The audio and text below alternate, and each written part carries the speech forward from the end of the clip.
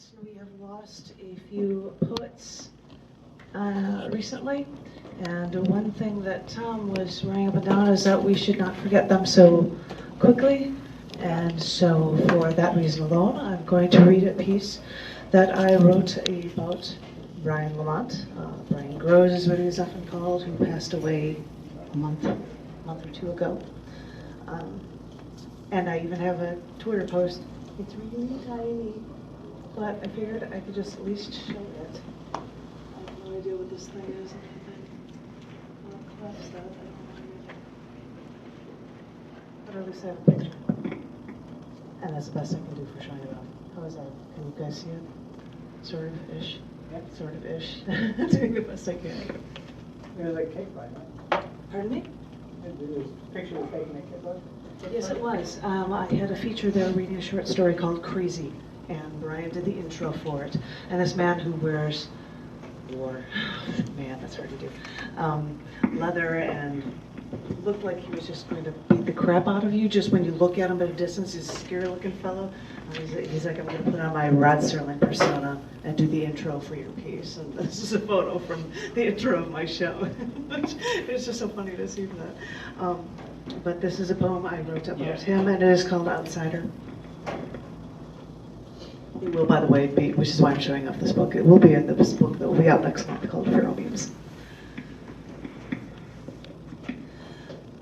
Living as a stranger in this foreign land, I've looked for other strangers now here, so I'd feel a connection to other outsiders.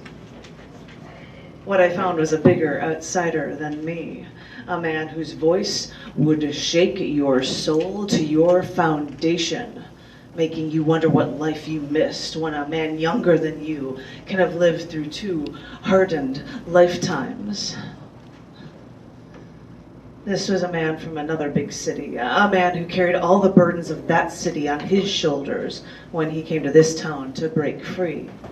And he said he did. He felt more relaxed, carrying big stock pots of vegetarian chili in his Jeep, or wearing a suit to go into his Rod Serling persona when the occasion arose. That's when I realized that, yes, I could get along with him, but yes, he's more of an outsider than me. And I think that as much as he may have argued it, I think that was the way he wanted it to be. I thought I was an outsider, and I still think I am. But the stories he would perfectly tell about a life worth living through so far away from here, I think he knew that he couldn't survive in that world any longer, but at the back of his mind, he knew he could never belong anyplace else. It breaks my heart that he couldn't remain. But all I can think is that if we both didn't belong here, at least I could have this little time with him where I could just enjoy listening. And maybe I wouldn't feel so alone.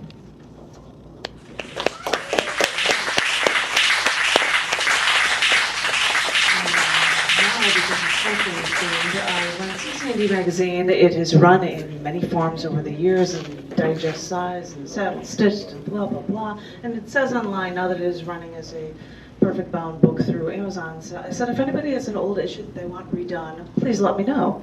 And someone recently did a May 1996 issue, and I have just re-released it, Poetry and Prose. And it's got really old stuff in it, but in the letters to the editor section, there is one poem that might be quasi-relevant to being right around the 4th of July that I'd like to share with you in here. And it is in response to talking about pieces and poems. This poem is called The State of the Nation. My phone rang earlier today, and I picked it up and I said, hello. And the man at the other end said, is this Janet Kuypers? And I said, yes it is. May I ask who is calling? And he said, yeah, hi, this is George Washington, and I'm sitting here with Jefferson, and we just wanted to tell you a few things. And I said, why me? And he said, excuse me. I believe I said I was the one that wanted to do all the talking. God, that is a problem with Americans nowadays. They're so damn rude. And I said, you know, you didn't have to use language like that. And he said, oh, I'm sorry. It's just that I've been dead for so long, I lose all control of my manners. Well, anyway, we just wanted to tell you a few things. Now, I know we really didn't have much of an idea of what we were doing when we were starting this country here. We didn't have much experience in creating bodies of power, so I could understand how our Constitution could be misconstrued. And then he put in a dramatic pause, and he said, but when we said, but when we said that, flip the pages, this will be fun with this microphone. And he said, but when we said that people had a right to bear arms, we meant to protect yourself from a government gone wrong, and not so that you can kill an innocent person for $20 cash. And when we said freedom of speech, we included the notion of the separation of church and state, because freedom of religion could mean freedom from religion. And when we said freedom of speech, we had no idea that you'd be burning a flag, or painting pictures of Christ doused in urine, or photographing people with whips up their respective anatomies. But, man, I guess we've got to grin and bear it, because if we ban that, the next thing they'll ban is books, and we can't have that. And I said, but there are schools that have books banned, George. And he said, oh. It feels weird using this microphone. I don't know if I should use that one or this one, but I'll just use it. Oh, all right. This one was written, I think, in 1925, this song. And let's see how it goes. It's called Brother, Can You Spare a Dime?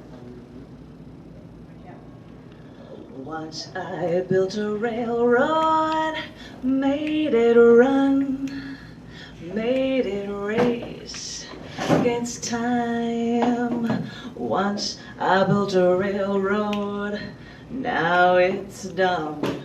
Brother, can you spare a dime? Once I built a tower to the sun, brick and rivet and lime. Once I built a tower, now it's done. Brother, can you spare a dime? Once in khaki suits, gee, we looked swell, full of that Yankee doodle-de-dum. 500,000 boots went flagging through hell. I was the kid with the drum. Say, don't you remember? They called me Al. It was Al all the time. Say, don't you remember? I'm your pal. Brother, can you spare a dime?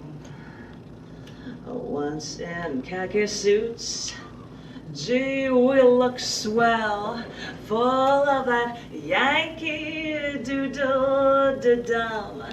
500,000 boots went slugging through here. I was the kid with the drum. Say, don't you remember? They called me Al. It was Al all the time. Say, don't you remember? I'm your pal. Brother, can you spare a dime? Buddy, can you spare a dime?